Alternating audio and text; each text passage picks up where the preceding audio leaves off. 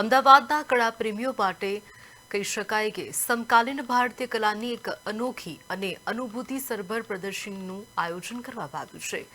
દેવેન ગવારવાલા દ્વારા રજૂ કરાયેલી આ પ્રદર્શની સપનાઓ, સ્મૃતિઓ અને કલ્પના અને વાસ્તવિકતા વચ્ચેના રસપ્રદ સંગમને ઉજાગર કરે છે અને સરિયલિઝમ જેવી વિશેષ કલા શૈલીને કેન્દ્ર સ્થાને રાખે છે. અમદાવાદની ડિસ્કોપ આર્ટ ગેલેરી ખાતે યોજાયેલી આ પ્રદર્શનીમાં ગુજરાતમાં દુર્લભ ગણાતી સરરિયલિસ્ટિક કલા પ્રદર્શિત કરવામાં આવી છે. પ્રદર્શની 31 ઓગસ્ટ 2026 સુધી ખુલ્લી રહેશે અને તમામ મુલાકાતીઓ માટે પ્રવેશ નિઃશુલ્ક રાખવામાં આવ્યો છે.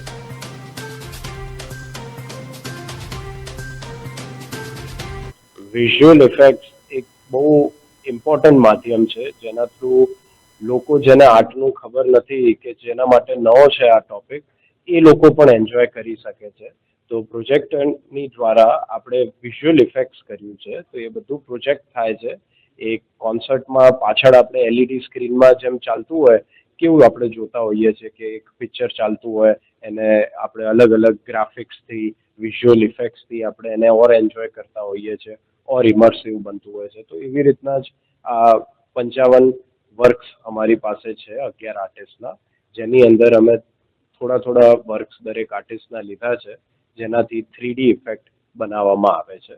અને આ જે કેટેગરી છે એ પણ બહુ યુનિક ટાઈપની કેટેગરી છે જેને સરિયલિઝમ કહીએ છીએ. સરિયલિઝમના શો આજ સુધી થયા નથી અમદાવાદ કે ગુજરાતમાં. એક ઇમર્જિંગ કહેવાય આપણી કેટેગરી, અને આ